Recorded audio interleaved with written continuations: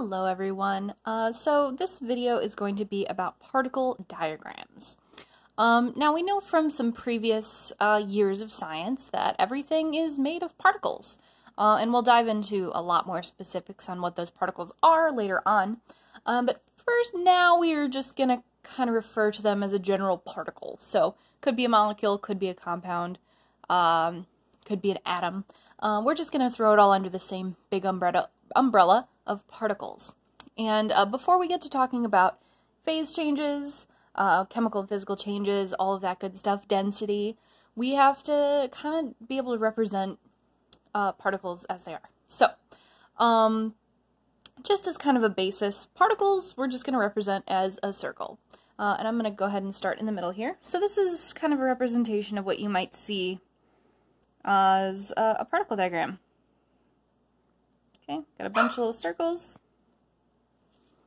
So we might start with a substance that looks kind of like this right here in the center. Now, this is not always what the particles are going to look like.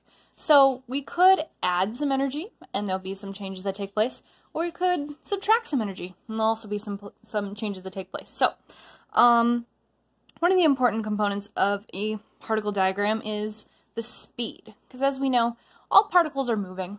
Even solids, they're moving a little bit, and we want to represent that because the speed can change. So we're going to use these things called swishies. I know it's a little silly, but if you have a lot of them, you don't have to necessarily put them on all.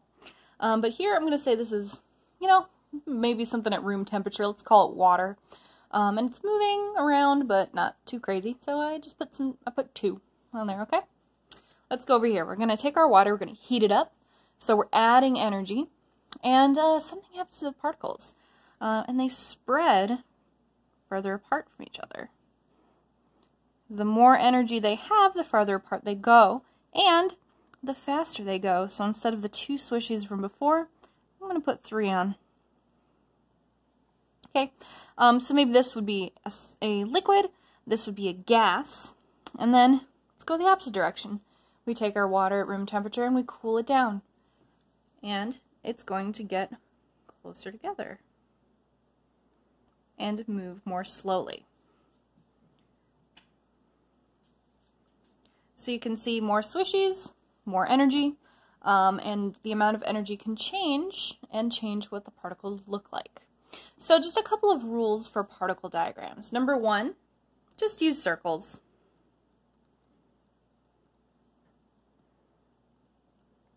We are going to get into some stuff with, water, which is H2O, which technically looks like this, but that's really obnoxious to draw. So while we're just talking about particles, feel free, no matter what it is, just to use the little circles we have here.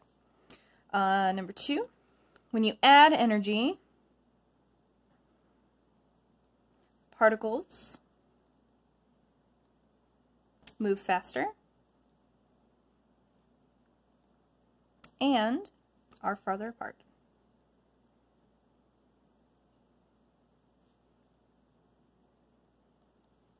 Next, if you take away energy, particles move slower and are closer together.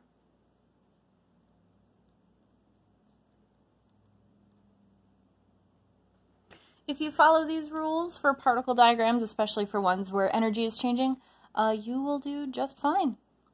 And so I'm going to leave it for this video. Have a good day, everyone.